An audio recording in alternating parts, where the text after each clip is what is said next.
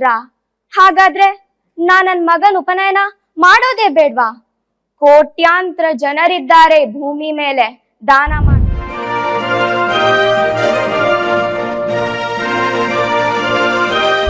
ಒಬ್ಬರ ಸಂತೋಷಕ್ಕಾಗಿಯೂ ಸುಳ್ಳನ್ನು ಸತ್ಯವೆನ್ನಬಹುದೇ ತಂದೆ?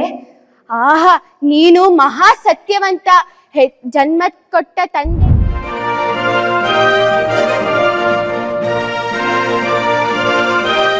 ಈ ವೃದ್ಧಾಶ್ರಮದಲ್ಲಿ ಪ್ರತಿಯೊಂದು ರೂಮಿಗೂ ಒಂದೊಂದು ಫ್ಯಾನ್ ಹಾಕ್ಸು, ಮತ್ತೆ ಅಡುಗೆ ಮನೆಯಲ್ಲಿ ಒಂದು ಫ್ರಿಡ್ಜ್ ಹಾಕ್ಸು. ಯಾಕೆಂದ್ರೆ ಬೇಸಿಗೆ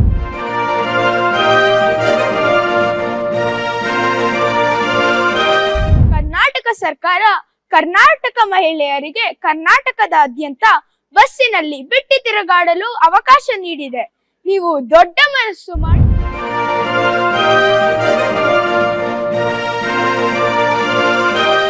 ಅಯ್ಯೋ ಸ್ವಾಮಿ, ನಮ್ಮ ಮನೇಲಿ ಗ್ಯಾಸ್ ಖಾಲಿಯಾಗಿ ರಾಮ ಕಾಡಿಗೆ ಹೋಗಿದ್ದಾನೆ ಸೌದೆ ತರಕ್ಕೆ, ಮತ್ತೆ ಲಕ್ಷ್ಮಣ ಊಟ ತರಕ್ಕೆ ಹೋಟ್ಲಿಗೆ ಹೋಗಿದ್ದಾನೆ. ಅಯ್ಯೋ ಸರಿ.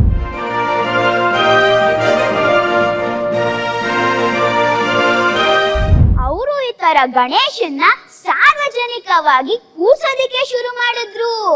ಈ ನೆಪದಲ್ಲಿ ಜನರೆಲ್ಲ ಒಟ್ಟುಗೂಡಿದ್ರು.